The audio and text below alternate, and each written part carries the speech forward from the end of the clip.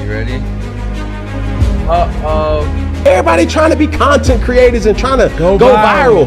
You want to go viral? Okay, you want to go viral. Let's go viral then. Say let. Let go. Let's embrace it. Let's love it. Let's enjoy it. And let's give them the experience of their life. That's Roswell for you, baby. Come together. And guys, this is Speaking Out Loud. I appreciate you guys joining us. Don't forget to share Dance like and you just don't dance like you just don't care. It's early in the morning. Let's have a day. And like I said, be a friend. Tell a friend something nice. It might change their life. Shout out PMS. Good morning and welcome to Speaking Out Loud. I am your host, Rene Ruiz. And along with me is the man with the buys, the man with the tries, the one with the broad chest, the one, the only, Jaxton Borba. Johnny, how's it going? What's going on?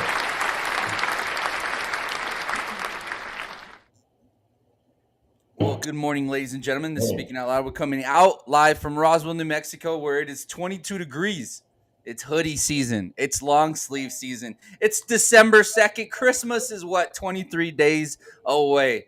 And some of us are a bit nervous because we have not started Christmas shopping whatsoever. And there's some of us that are ahead of schedule and started planning Christmas maybe weeks ago. Some maybe months. And shout out to you if you are ahead of time.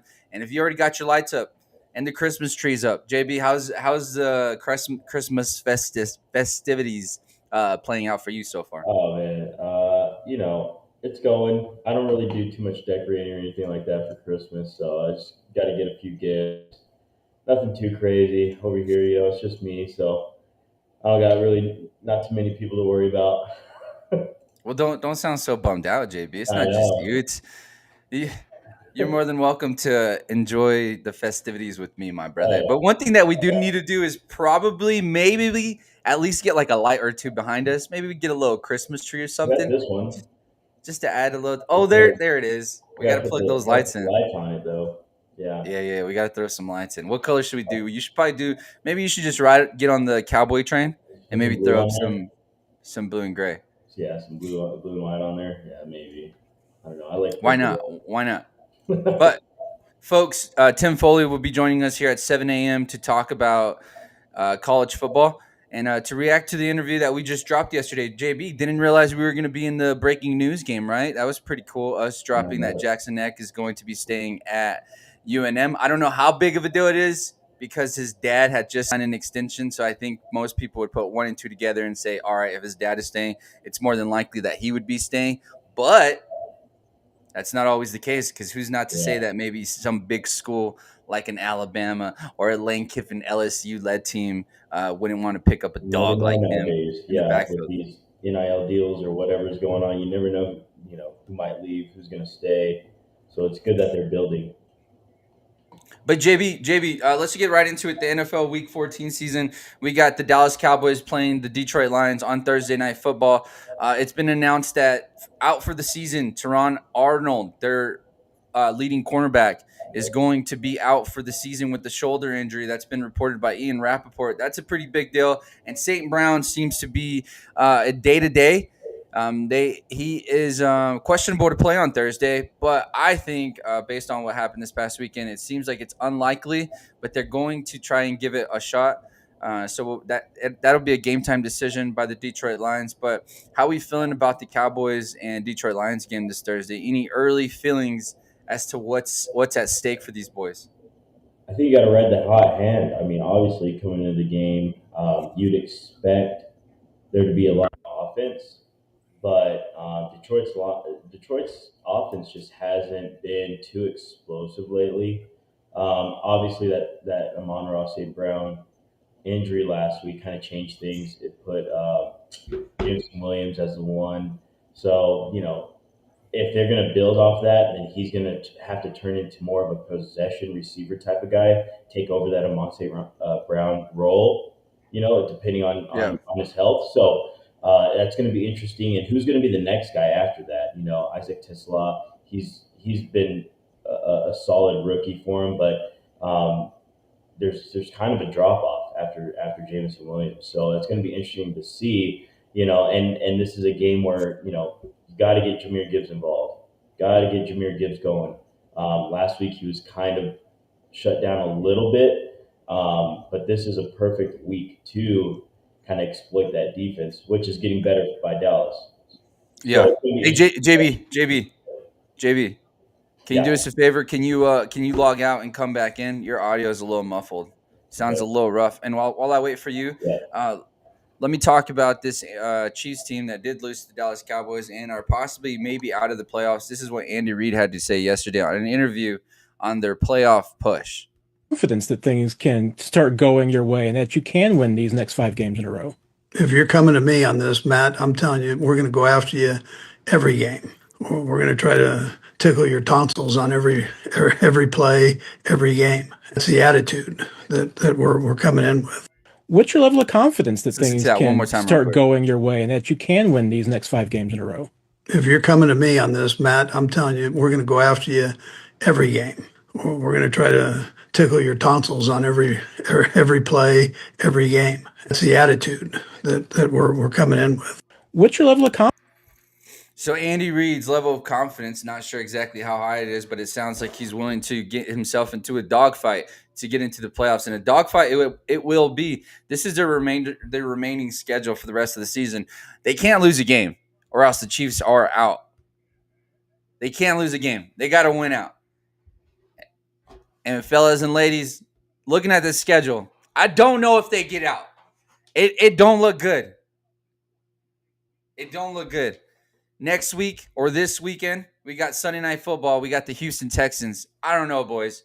It feels like the boys are buzzing out there in Houston. They just knocked out the Indianapolis Colts. They didn't make the season any better, and they're going to play the Colts again. So we'll just put that to the side.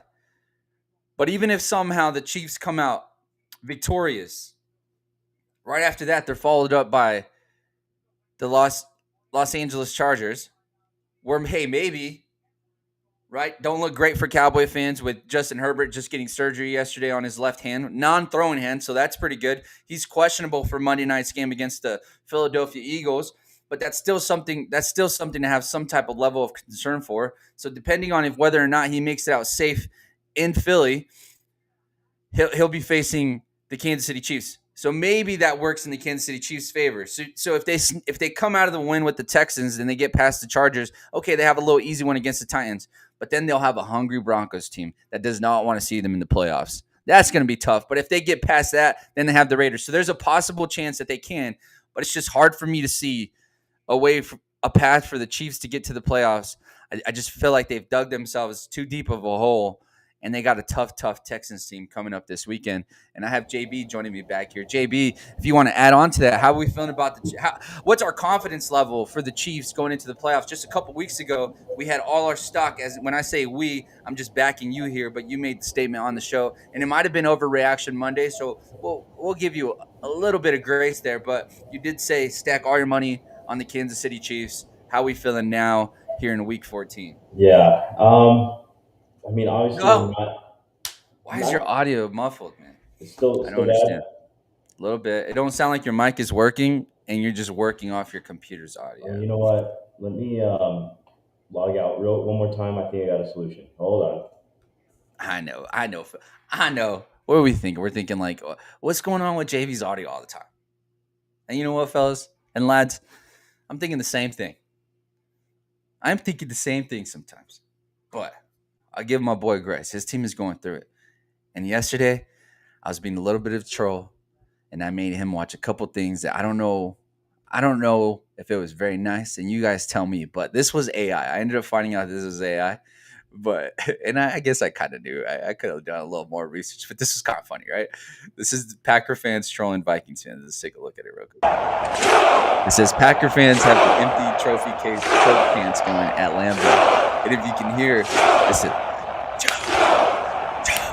That's me, right? That's me. And then yesterday, if you guys weren't on, we kind of went through a little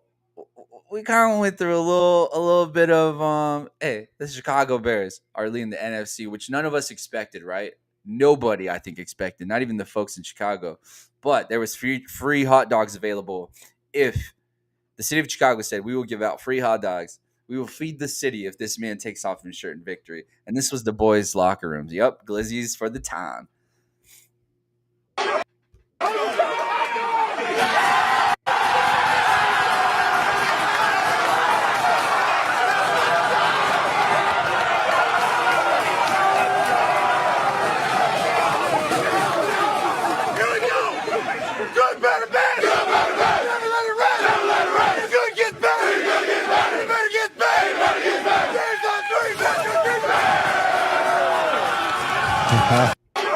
I didn't have to do that to you this morning. I didn't have to do that. Why do you keep replaying that? Well, your audio sounds beautiful now, so welcome back.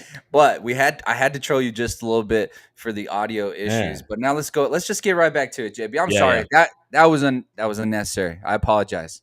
But I do have another bad Trying to video fill up for the you. dead air. I get it. Kansas City Chiefs, though. How are we feeling about them bouncing back and getting into the playoffs? Is there a reality to that? I mean, the reality is this team just is not the same. I think I brought it up yesterday. I think some of these teams are just tired. When you make 7 AFC championships in a row, you're tired. You're working, 7, 8 extra months between that time span than in any of these other teams that you're playing against. So they just look tired. You got to win out. You need some help. Based off the schedule I just read you, what are we thinking? I don't know. It's hard to say. I think they could run the table. You got to have a few things line up for you. But I honestly think you could run the table. It's going to be hard to do. It's a kind of a long shot. You got to get past this weekend, right? You got to get past the toughest one is this weekend. You got to find, you got to stick to what's working, I think, and that's keeping the game under control, not allowing it to turn into a shootout. I don't think you're going to play an offense quite the same as like the Cowboys maybe the rest of the year, which might be beneficial. But you got to play controlled. Mahomes got to play controlled. You got to. Wait, is that a compliment or is that a shot? I can't even get a feel for that. I guess it's a compliment, Yeah, because you're not going to play. You're not going to play an offense like the Cowboys again or the rest defense, of the year, except for this weekend. Just kidding. And what do you think is the top 5 defense? What will help the Chiefs win this weekend? What's the biggest thing? This weekend? What's the key?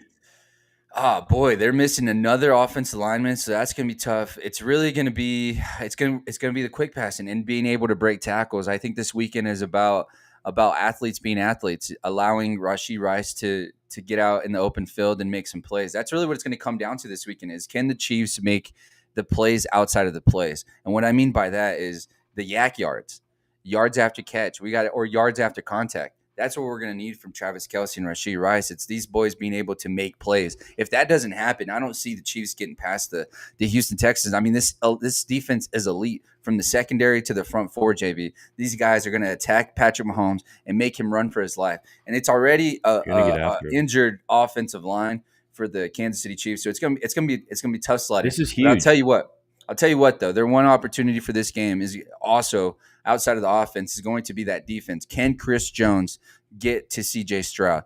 We've seen what that trade of Lermy Tunsil, what it's done to the Houston Texans and how it's really derailed that offensive line. And we saw the issues in the years past or last year, really, right?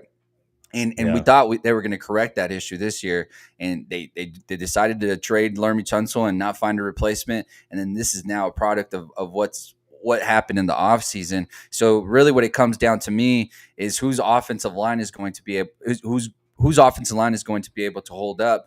But it's hard for me to believe in the Chiefs when they're going against the number 1 ranked defense in the league. Yeah. So for me, I don't see them getting past this, but their route to victory is athletes being athletes. The big Can they make the explosive plays, and can they get the yak yards? The big thing too is going to be with Houston's pressure, they don't have to send 5-6 guys. No. That's the thing. You can have 7 back in coverage and just have a 4-man rush, and Danielle Hunter and Will Anderson, they're going to get to the quarterback. So they're going to win their one-on-ones more likely than not. So what are they going to do to prevent that? Obviously, you can chip, you can throw some extra pass protection, leave the running back in to block a little bit. There's certain things you can do to slow it down, but especially with Derek Stingley man on man against, probably Rashee Rice, probably Xavier Worthy a little bit. He's going to be moving around. I don't think he's going to necessarily stick on one guy, but having extra guys in coverage is a huge plus. And that pass rush getting to Patrick Mahomes and containing him, which I think they're going to do a good job of containing him. So Mahomes is going to have to play from the pocket. And I think obviously they'll have a spy. A lot of teams have been doing that. But I think if you can keep Mahomes in the pocket, and of course he's going to do some escape, some magician type, stuff. But I think if you can keep him in the pocket, get after him with your front four, that's a huge advantage for Houston. Chiefs they don't have a dominant edge guy, but they do have Chris Jones to bring some pressure in the interior, which, obviously we've seen how bad that offensive line can be. And CJ Stroud just getting killed with like 19, 20 pressures in a single game, 18 plus pressures. So yeah. I think the Chiefs bring pressure a little different way. Spagnuolo likes to put all the guys at the line, kind of disguise his blitz a little bit more. So that's going to be interesting as well. Got to get on page with Nico Collins. His production's kind of dropped off a little bit this year. But so is CJ Stroud too. So you got to get that connection. You got to get the offense going. You got to get big plays, control the time of clock as well, and key moments of the game before half, after half, final 2 minutes of the game, all that kind of stuff. All that stuff's going to come into play. Very situational football. This game is going to be played like a playoff game because this one's going to be cool. If you lose, Chiefs, if they lose, they're done. Match. Put a fork in them. They're done. No, they are. I think even statistically, I think they got to win. They'll be completely out. Got to win for sure. It's going to be a chess match this week. It's going to be cool seeing D'Amico Ryan. It's going to be nice seeing the brains go at it. Really, D'Amico Ryan, defensive mind. D'Amico Ryan's Andy Reid, offensive mind. It's a clash of two heavyweights. It's a heavyweight match. Although the records may not reflect that it's a heavyweight match. Boy, it is. It's a Hall of Fame coach versus potential. It's a huge swing game. Hall of Fame coach. A huge swing game that's going to set up the wild card. So, and this is huge too because this puts pressure. Say the Texans do get a win. Okay, now we got even more pressure on the Colts. We got even more pressure on the Jags. So you got to win the game. If you're Houston, division is. Who would have thought by week 14 you would have a race like this, a 2-game, even 1 game? What is it, like a 2-game separation from the first place to the third place in the AFC South? That's you didn't see that coming. So. Yeah, guess what the Colts are dealing with right now? A fractured fibula on their quarterback. Yep. Basically, what? A broken foot almost. Damn near. Yeah. That can't be fun. He's probably hanging on his limbs right now. That does not sound like a good injury. So that prevents Daniel Jones from being a little bit mobile. What has Daniel Jones shown us that he's one of those quick whites? He's one of those athletes that you don't necessarily think is fast until he hits the Jets. That's Daniel Jones. And if you take the running game aspect away from him, I don't know that he's the same player. And we saw that this past week. Keep him in the pocket, man. Stack the box. Keep him inside the pocket. Allow him to beat you. He's got the weapons. Yeah, this is really when we find out whether or not Jonathan Taylor should have been in the MVP conversation or not. And that's not a shot at Jonathan Taylor, but it seems like the running game's been MIA in these last 2 losses from the Indianapolis Colts. We were riding hot. We were on that train, baby. Choo choo. We were having fun. We were talking about what their sound should be like, right? Yep. Yeah. All of a sudden, I'm starting to sound like Mike McDaniels out here, right? A little slow. Because that nay, it's not hitting like it used to, loud JB. Anymore. It's getting quiet. It's not as cool. It's not as fun when we're losing. I think there's a little bit of panic. There's a little bit of panic because you're riding hot with Jonathan Taylor. You take away that run game. Okay, let's allow Daniel Jones to beat us. It's not to say that he's played bad, but he's not. Bro, he's not like that level, that next fibula. level. and with a fractured fibula, okay, that's going to Makes decrease his sense. game a little bit more from the outside of his extending plays. If you can't extend the play when you need to, pick up some yards on the ground, that makes your offense even harder to run. So now, okay, you got to accommodate that offensively with play calling, getting the ball out quick, and all that kind of stuff. But then that allows the defense to play a little bit tighter. You can't run these quick screens. You can't push the ball down the field as well as you could. So it's going to be interesting to see like how they accommodate for his injury. That's a big thing. Yeah. And we could how see a far quick downfall. We could see a quick downfall from the Colts. Yes, really and could. it starts this weekend. It starts think this there's some weekend. panic. Well, you could have said it started last week, but yeah, I think the panic button is right down the street. They're heading over to Florida to play the Jacksonville Jaguars this weekend. Both teams are sitting at 8-4 in the division. The Colts are 2-3, where the Jaguars are sitting at 4-2. Jaguars, the underdogs going into this game. I'm telling you that fibula issue, that injury with Daniel Jones, that concerns me a lot, especially if they can't get the running game going in Indianapolis. It's going to be tough sledding, bro. Tough sledding for these boys. What's the spread look like? It's a Who's the favorite in -1 that game? in favor of the Colts. -1. In favor of the Colts. Colts are still the favorites on the road. That just goes to show the lack of inconsistency from the Jacksonville Jaguars, that Vegas don't really believe in them, because this is the time. This is basically the identity of the Jacksonville Jaguars, that whenever times get high, a low is right behind it. It's steady. It's right in the rear view, catching right back up. And that's normally what happens to the Jacksonville Jaguars. So for me, the Jaguars in this game, this is one of those. This is. I don't want to say this is a get right game, but this is a game that can get you over a hump that they've been steady on all year, and in the years past, where they get to a climax, and then the fall is so dramatic from that team. I mean, we're years removed. We're only several years removed from when this team was the laughingstock. I mean, we're only a year removed from just a year ago when people were saying that Trevor Lawrence may be a bust. This is their chance to be able to resurrect themselves. Still up for debate. Yeah, you see what I don't think it's that's not that he's a bust. Not that he's a bust, but you know how he came out of college just being just like, hasn't one of met those all expectations, time, yes. A generational. We use generational for Trevor Lawrence, but that has not translated to the NFL. Obviously, like, he has his moments and stuff. I think what you get out of Trevor Lawrence is an above average quarterback, but slightly above average, I'll say. But yeah, I think it has been disappointing overall, his career, but this could really help him. Obviously, he had that playoff comeback against the Chargers, Justin Herbert, a few years back when they were down like 28-0 and stuff like that. Yeah. But this would help. If you can somehow win the division, that does help your track record, does help your resume, and then put some credit behind your name. So big game. So we'll see how it plays out. Massive game. That's I think they could do it. I think another big thing that we're not talking about too is the addition of Jacoby Myers that they stole from the Raiders. Yeah. So that's been a big addition, and it's helped Brian Thomas. It's helped that offense. I mean, he's a possession guy, getting a lot of targets. Got a touchdown last week. He's doing good. He might be a fantasy winner. Yeah, winner.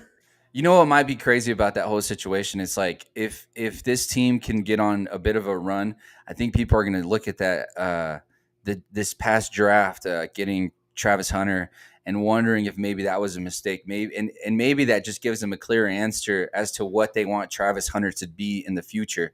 Maybe this locks it down to be like, hey, you're going to be the cornerback of the future of this organization, or you're going to be our elite wide receiver, but we already have a dynamic duo, or a potential dynamic duo, but now they can have a trio. It's going to be interesting how the rest of the season plays out for the Jaguars. But joining us now, let's get into a little bit of college football talk. Me and this gentleman just dropped a interview with Jaxton Eck yesterday on YouTube. If you haven't seen it already, go ahead and go on to our YouTube, Speaking Out Loud with Rene and Borba, and you'll see the interview with Jaxton Eck, where we broke a little bit of news. Hey, I don't want to toot our own home, but that was pretty cool. And we had a little bit of conversation about who our favorite athletes are, and not my GOAT, but LeBron James seems to be Mr. Jaxton Eck's favorite basketball player, and the GOAT in his mind. He was actually, if you watch the interview, he was ready to debate.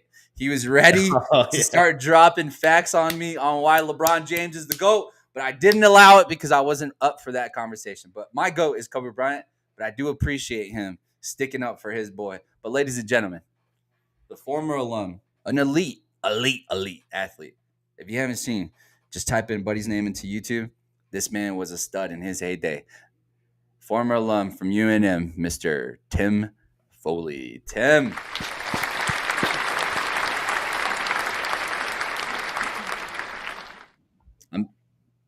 Oh, wait, your audio. Say something one more time.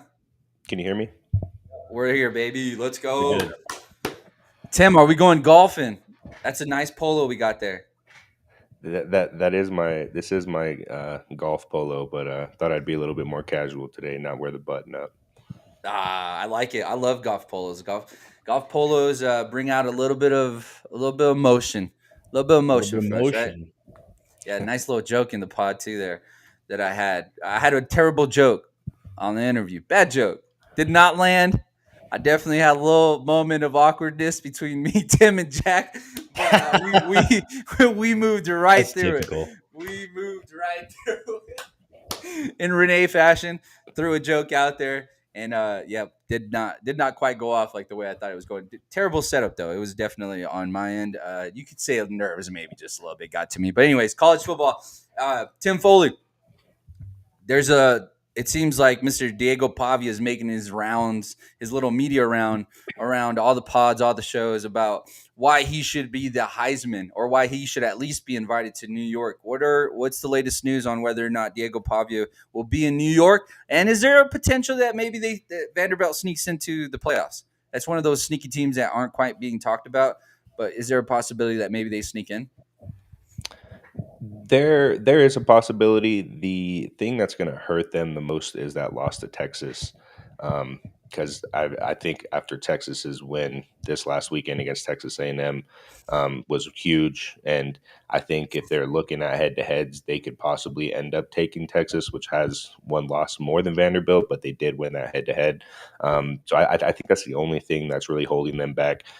When it comes to Diego Pavia being in New York, I don't think anyone else deserves to at least be there at the ceremony more than Diego Pavia. What he's done to the city of Nashville and to the state of Tennessee these last 2 years has been absolutely amazing. It's unfortunate that we keep seeing his brother in these headlines as opposed to him. I mean, you would think at the home front that they would lock it down so that and benefited. I mean, the whole reason why they're there even in the spotlight is because of Diego in the first place, and the fact that they can't even keep hold their beers and become like normal human beings at a football game is just it's disappointing. It kind of puts a bad name on New Mexicans, and not only that, the way they do it just makes it that much worse. I mean, the arrogance and the ignorance that they're showing while they're like I've seen plenty of clips of it happening, and the problem is this isn't his first time. I mean, you would think that this is this first guy's time drinking alcohol, but I really don't know what else to say on that other than, I mean, you guys are there because of Diego. You would think that you would want to help him in this, and what they're doing is actually hurting him in the press, I think. Yeah, and I wonder what that dynamic is like. Like, I wonder what that conversation is like when Diego sees that. Like, does he talk to the fam? Does he talk to the buddies? Like, hey, yo, let's kind of chill out here.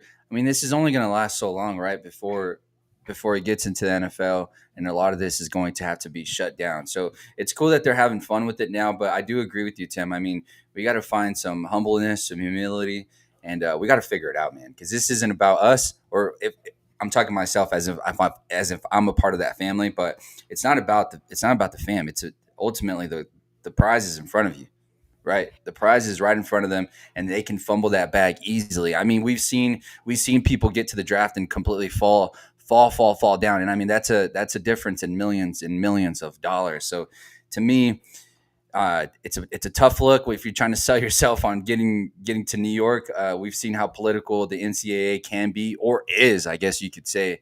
I mean, we've suffered from a little bit of politics here in New Mexico, right, with the whole computer system making the decision whether or not UNM will be in the Mountain West Championship, which still don't make sense to me considering that there was 4 teams that had a tie and UNM beat 2 of those teams. So that would leave UNM and the other, at least in my opinion. But I guess I'm not smarter than AI is what it seems like. But it seems like common sense tells you UNM should have been there. But yeah, let's just transition to UNM real quick.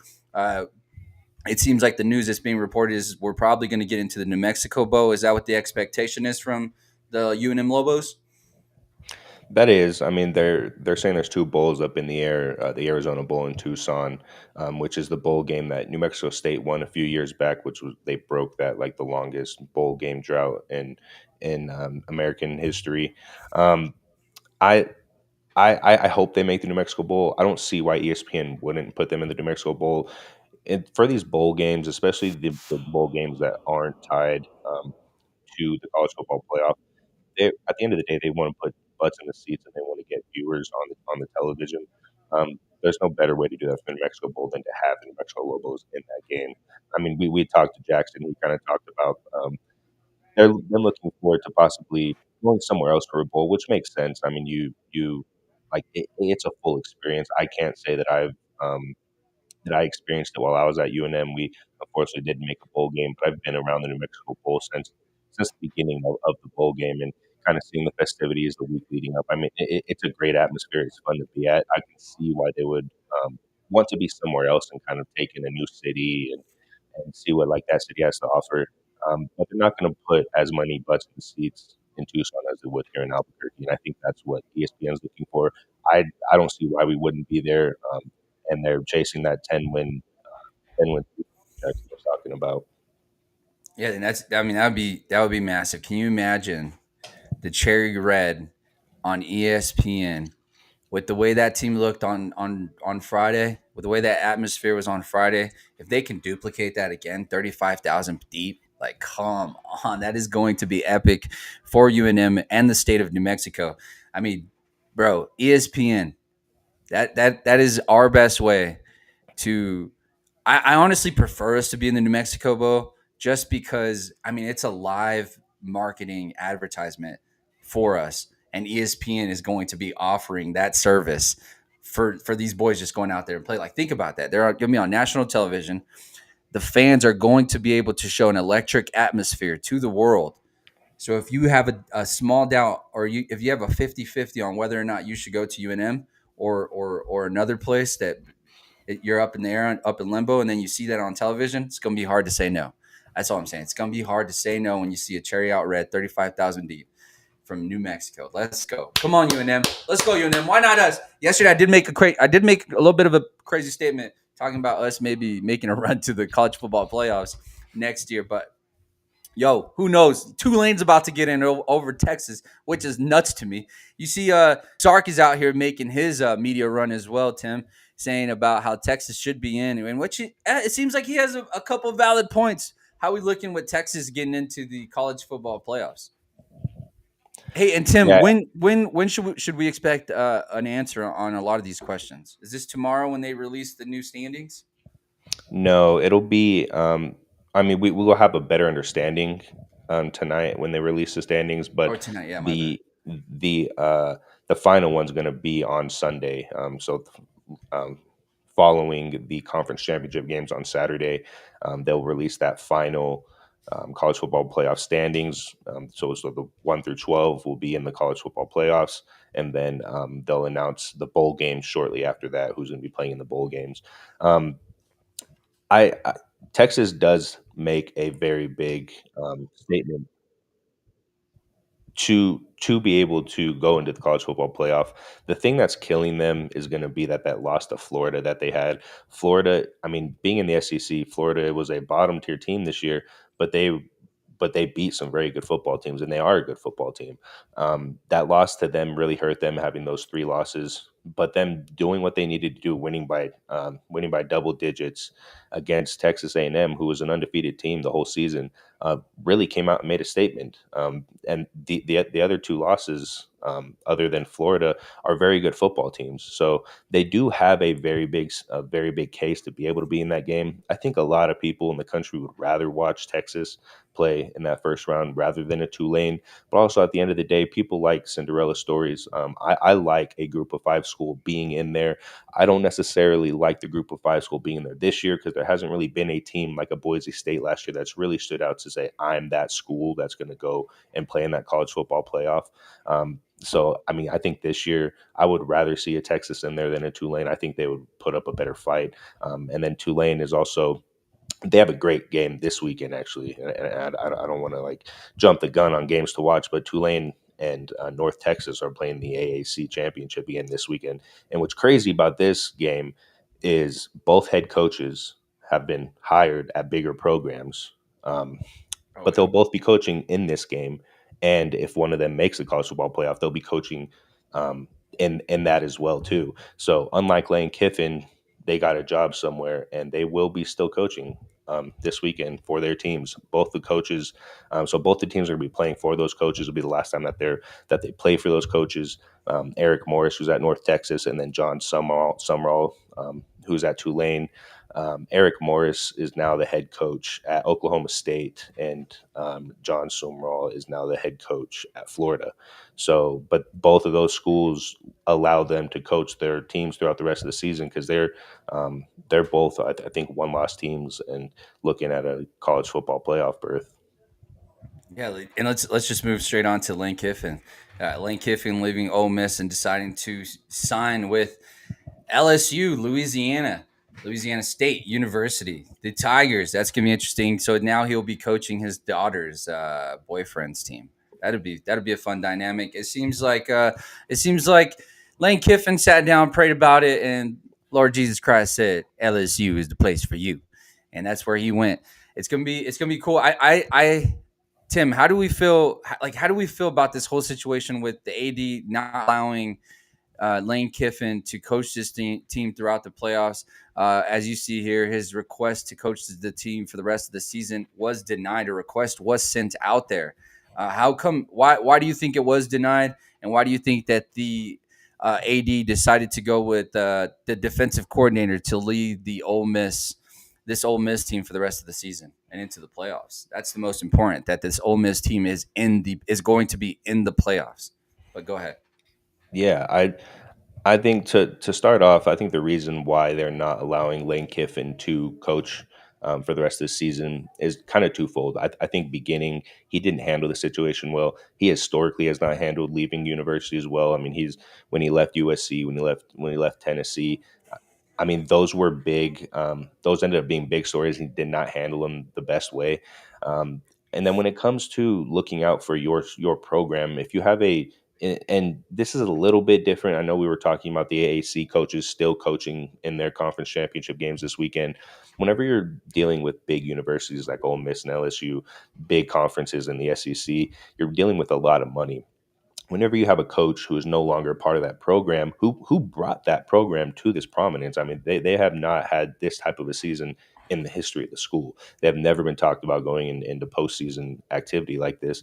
And he whenever he is the head coach at LSU, he's no longer looking out for the future of this program. You can't tell me that even though he took a job at LSU and he's game planning for the college football playoff, he has recruiting in his mind for LSU for this next year. He has a lot of other things on his mind that do not pertain to Ole Miss football, and that's why the AD doesn't want him in there. They want somebody who's going to be looking for the future of the program. They want kids to be able to look up to somebody who's going to be there this next season as a coach in that crunch time. I mean, as a player, when you're deep in the fourth quarter in a semifinal game, going to the national championship, and you're looking this coach in the eye for him to tell you what to do, he's not going to be there next week. So I mean, it's kind of hard to build that rapport with the guy or trust him whenever he just kind of backdoored you and now he's going off to LSU.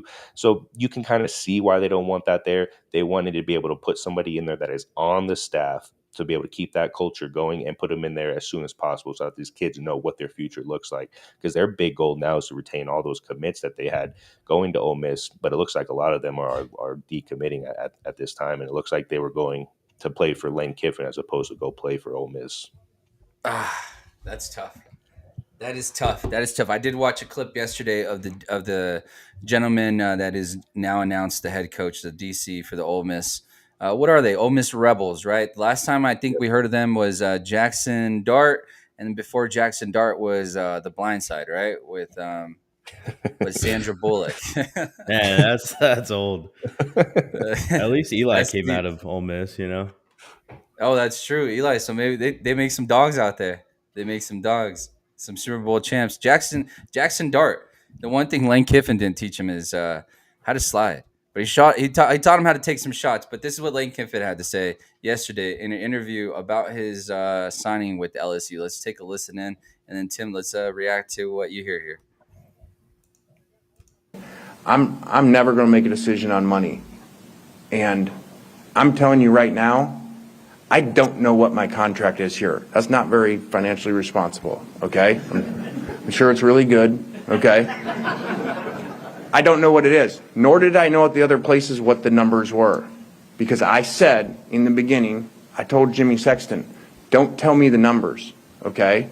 I want to make a decision that has nothing to do with money for me. Now, tell me the numbers and the plan for what the money is for the players. Because that's the most important statement. Tell me the amount of money. Tell me the puddle of money that you're going to give me for my roster. That, to me, that's the most important statement in this. But let's finish. That's everything in that area. To me, I said through the process. And I guess I heard the interview before you guys, because then he finished it by saying exactly what I just said there. But Tim, what's your take on what Lane Kiffin had to say there? I mean, I kind of agree with him. I mean, for him to say he doesn't know the numbers, it's a little bit crazy. He does. He knows what he's getting paid. He at least knows the ballpark, and he knows he'll be the highest paid coach in the NCAA. So he might not know down to the exact dollar amount, but like he said, he wanted to know what kind of money he gets bankrolled to build that roster, and they're talking upwards of $25 million a year for him to be able to build that roster. And at the end of the day, that's what it's come down to. You're not going to. He's not going to have that flexibility with NIL money at Ole Miss. It's a lot easier to convince an 18-year-old kid to go play in Baton Rouge as opposed to Oxford, Mississippi. Those are two completely different culture changes. And the fact that he's able to have that type of bankroll, LSU is a top 10 recruiting class, regardless who their coach is. They could not even have a head coach right now and still be a top 10 recruiting class, because that's just what that university brings. And the fact that he has that type of money to go along with that, it's going to be a very, very large force to stop in future. But then you also have teams like Navy this year who is doing great, and they have $0 of NIL money. So it's kind of hard to say that the most expensive teams are always going to win. I mean, you see like the Dodgers and the Yankees, they don't win every single year. I mean, the Dodgers the last couple of years, but just because you're spending the most money doesn't mean you're building a culture or a very good team. It does help a lot, though, and I think that's why that ultimately is what led to him making that choice to go to LSU. It's going to be easier for him to bring recruits in, and he has a lot more money to bankroll with. Yep, just like draft picks. If you don't hit, then what's a first-round pick worth anyways, right? We look at the NFL and you look at the Pittsburgh Steelers, highest bankroll on that defense. Maybe one of the worst defenses in the league, right, JB? Yeah. Maybe. Yeah. So it doesn't necessarily mean how much money you got. It's a matter of whether you hit on the dog or not. So it's going to be interesting to see how this plays out for Lane Kiffin. I'm excited for it. Some people might think he's taking the easy way out because of the resources that LSU offers, but that's the whole purpose of being a coach, I think, right? You want to win. You want to win championships. And if you felt like at Ole Miss that was a far-fetched, that was going to be a bit of a stretch for them, I get it. Lane Kiffin wants to go out and win. Now you got to go out there and prove it, because all eyes are on him, and any mistake that he makes, it is going to be dragged on for weeks. So Lane Kiffin's got to stay steady moving, and really he's got to hope that Ole Miss doesn't make a run here in the playoffs, because if this team, which is almost we could look at this as a loss for Ole Miss, and they're down in the dumps, and how are they going to get out of this, blah, blah, blah. But I'm telling you, those boys in that locker room, they want to leave Ole Miss with a statement, I think, or at least that's what I would want. You want to go in and make history, so that way you can at least leave some type of legacy at Ole Miss, and then you go out there in Baton Rouge and do what you do. So I would like to see a run from these Rebels. Well, how do you feel about them? So I'm going to push back on that a little bit. Lane Kiffin actually does want them to make a push into the playoffs, and this is why this kind of built into the contract at LSU. So a lot of places have incentives. So I believe on Lane Kiffin's on his contract at Ole Miss, he has a 6-figure bonus for for a first round win in the college football playoff, and then he has $1 million bonus if they win the national championship. And LSU built into their contract that they will honor those bonuses even if he's not coaching there. So he already has his head job. He's already at Golly, LSU. genius. And so he's going to want them. So, I mean, he wants them to make that push because, I mean, why would you not want an extra $1 million in your pocket at the end of the day that you did nothing for? I mean, nothing. That's tough. But I mean, he's probably got offset in whatever he was gonna lose at Ole Miss, anyways, in this new LSU contract.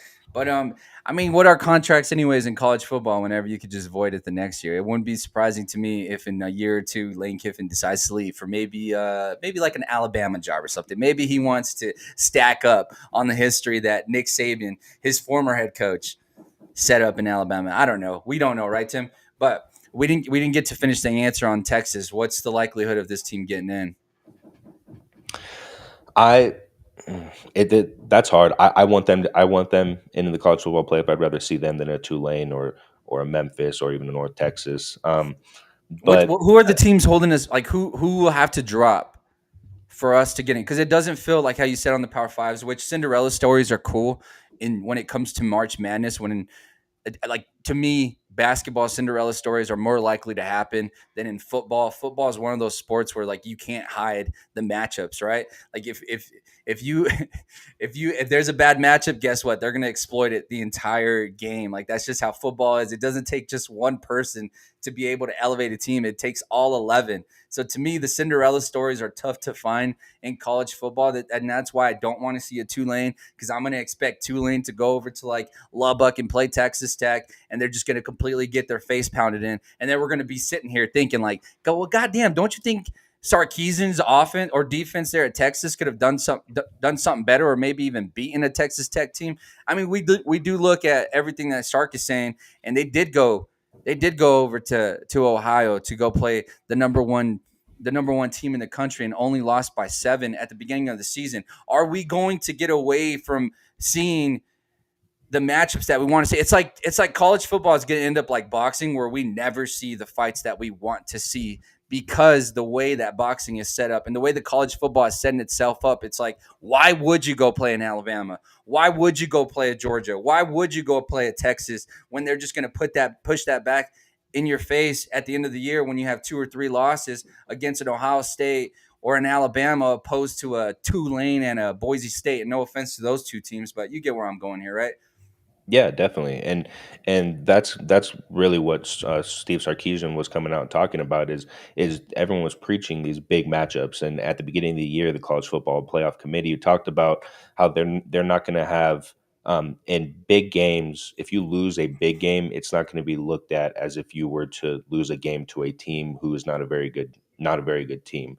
So you would think that, and that's why Texas went out of their way and scheduled this non-conference. Let's keep that in mind, that they could have gone out and played a New Mexico State, gone and played these low-level teams to be able to open up that season, which is what a lot of teams do, to be able to open up the season against a very easy team to get a dub. And if that were to have happened, Texas would be a two-loss team right now, and there would not even be any talks about, are they going to make the playoffs? They would. But because they scheduled that first week game at Ohio State, which is the biggest game, I think it was like the biggest broadcasted game up to that point, and that's what people want to see. But if you're going to penalize them for doing that, then we're not going to see non-conference games like that, especially in the beginning of the year or even at the end of the year, because at what point does it help you to be able to play those big games? And it doesn't. And that's what happened back in the BCS days. And we had people like SEC teams or were only scheduling like Old Dominion and Utah State like to play their non-conference games, because they have such a brutal conference schedule that why would you add more hard games into that? And I don't want to see it go this way. I mean, I hope Texas gets in for the sake of the future of college football. But we're really gonna have to see, because I mean, we had teams like, everyone was really betting on Boise State last year, and they were a very good football team. And then you saw what they did in the second round. They got that first round bye, but in the second round, it did not go well for them. And now everyone's talking about why are we putting these group of 5 schools in there? And like you said, I mean, we do like that Cinderella story, But this year, there just isn't that group of 5 team that just stand out. Everyone's like, I want to see them go play.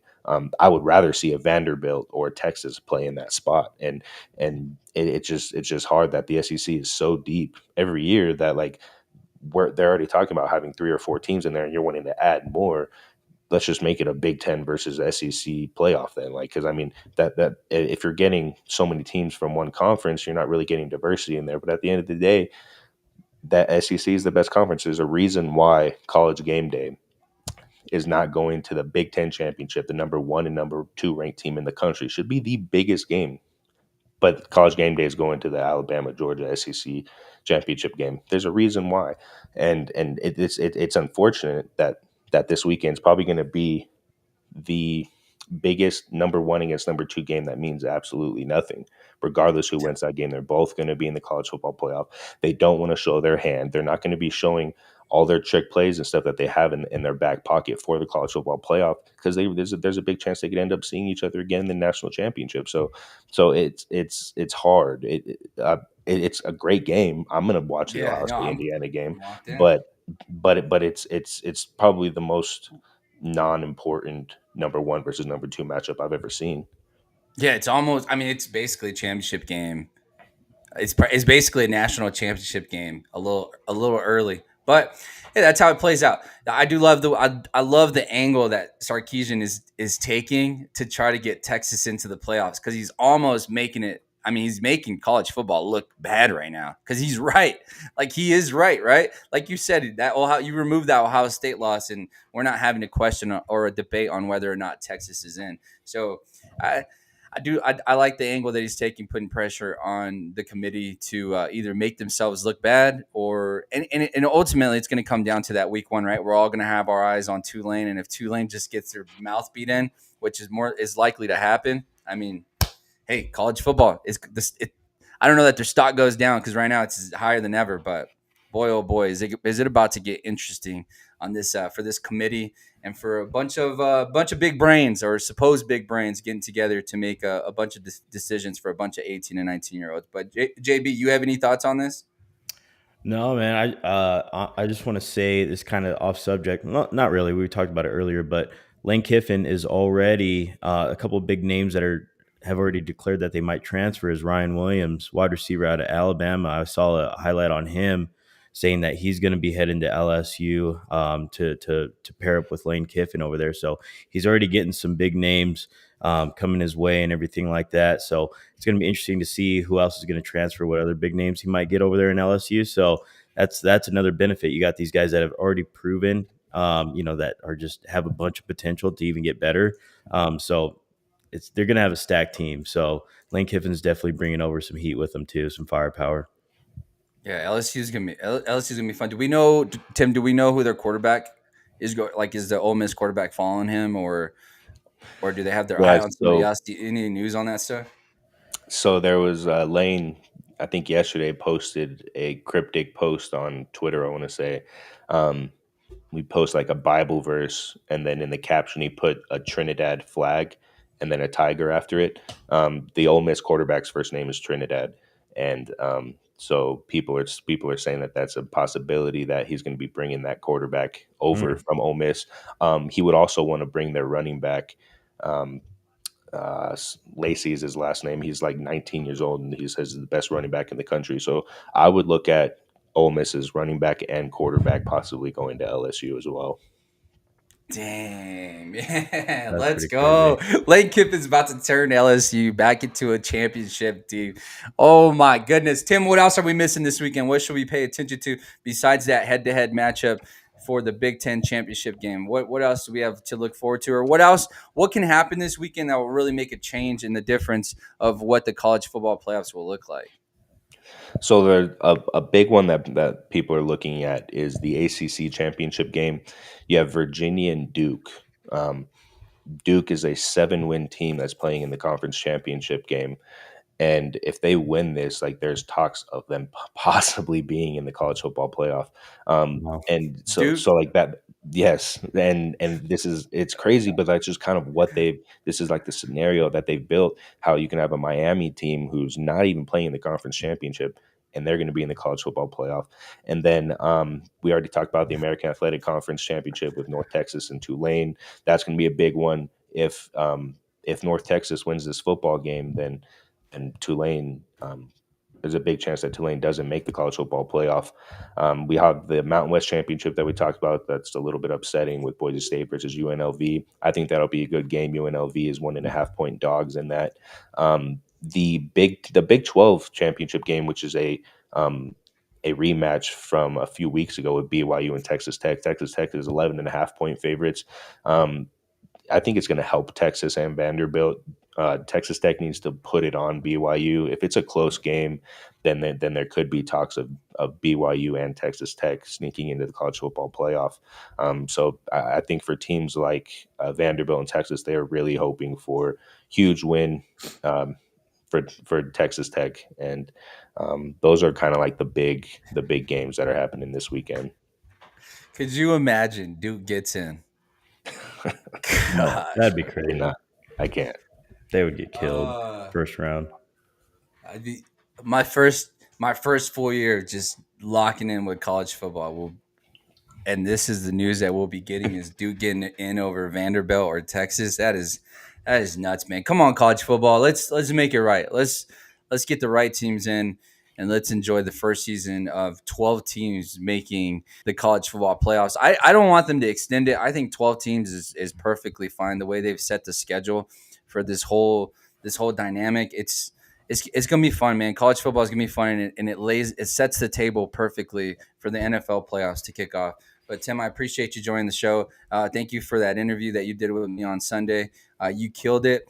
And if you haven't already seen it, guys, go to our YouTube and you'll see the first video will be the interview with Jaxton Eck. It's about 25 minutes long. It was a solid interview. Tim, what was your takeaways from that before I let you go here? Yeah, I think it was a great opportunity. I'm glad that he gave us a chance to show who he is as a person and his role in this historic run at the University of New Mexico. He seems like a very cool dude. I'm very happy that we get to have him for another year, and of course having his dad as the coach, signing that contract extension for the next 5 years. That's everything that we need in Albuquerque. I don't think anybody in New Mexico would complain about that decision. And the fact that he's the number 8 leading tackler in the country. Last year as a sophomore in Idaho, he had 130 tackles in the season. I expect him to have well over 100 tackles his senior year. And then we'll be talking about somebody for years to come here as a historical Lobo. Yeah, it's going to be fun to see how the rest of his career here at UNM will play out and hopefully get to the next level. Tim does know ball. This is a former UNM alum. Ladies and gentlemen, thank you, Mr. Tim Foley.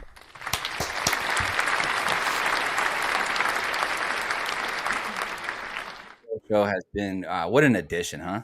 What an addition. My brain feels a little bit bigger after having a conversation with him on college ball. We're followers of the NFL. That's where we try to stay in our lanes, I guess you could say. But I do feel like I could make a couple takes now every now and then because of the things that Tim educates us on week by week. So I appreciate Tim for that. We're almost getting here close to the end of the show. JB, we didn't talk about the game that happened last night. It was a bit of a snoozer. 33-15 victory for the New England Patriots, who are now 11-2 and leading the AFC. How we feeling about this Patriots team? There's some people that calling them soft, some people calling them fraud. Some people are saying like, just wait till they play somebody good. What are our thoughts and expectations from this Patriots team? It's funny that people are saying that though. Like, look at the rest of the AFC playoff picture. You got a lot of quarterbacks that are unproven in there right now. I mean, Trevor Lawrence, unproven right now. That's what, the 7th seed right there? Yep. I think so. Obviously, you got Josh Allen that you got to deal with, but they don't look the same. So you got Trevor Lawrence, Josh Allen. Who knows what's going on in Pittsburgh, Baltimore, that whole AFC North division. And they don't look the same, obviously. Aaron Rodgers, he's a beaten man, broken down. Who knows what's going on? A lot of criticism going on over there. Lamar Jackson does not look the same this year. Is he regressing? That's a big issue. You go to Denver. Denver's got a complete team. The only question is Bo Nix. He is the only question mark on that team. So that's what you're going up against right now in the AFC. A lot of question marks at the quarterback position. A lot of unproven guys at the quarterback position. And that's why I think the AFC is so wide open. Both of these divisions are open, dude. I mean, AFC, NFC, both. I think NFC you have a little bit more clarity. Some guys have made some good names for themselves, but really, at the end of the day, a lot of question marks. AFC, anybody can come out of that. Elazar, got a question for you real quick. Does Drake May really have a solid case for MVP? Last one before we end the show. What do we got, JB? I think he's going to finish top 3. I think he does finish top 3. Right now, I think that gap tightened up a little bit with Stafford's performance this past weekend, having 3 turnovers. But I think Stafford bounces back from that. And if Stafford can finish the season strong and possibly win out, but just kind of avoid the turnovers, I think it's still Stafford's to lose right now. Drake May is going to be right there, though. He's going to finish probably second. I would assume probably second. You see on this run, you probably Drake May's sneaky, and as all these other guys are slowly just dropping off, Drake May steady moving, Mr. Consistent. Some would say he's the one guy that's playing consistently in the AFC or just in the NFL as a whole. Because right now the NFL is confusing. We don't really know what team is good and what team stinks. The NFL seems more balanced than ever. And we'll be back tomorrow at 6:30 a.m. Mountain Standard Time to take a sneak peek into NFL Week 14 and talk a little bit of Lions Cowboys, the Thursday night matchup on Prime, a playoff game for both teams. Playoffs are starting early for some of us, JB, and it's certainly starting early for the Dallas Cowboys as we have to make a generational run to get into the playoffs. A generational run we want, and a generational run we shall get from this Dallas Cowboys team. We'll be back tomorrow at 6:30 Mountain Standard Time. If you haven't watched our interview with Jaxton Eck, go ahead and go into our YouTube, check it out, like it, share it, and dance around like you just don't care. That's how we do. I appreciate you guys. I love you guys. And be a friend. Tell a friend something nice. It might change their life. Shout out PMS. See ya.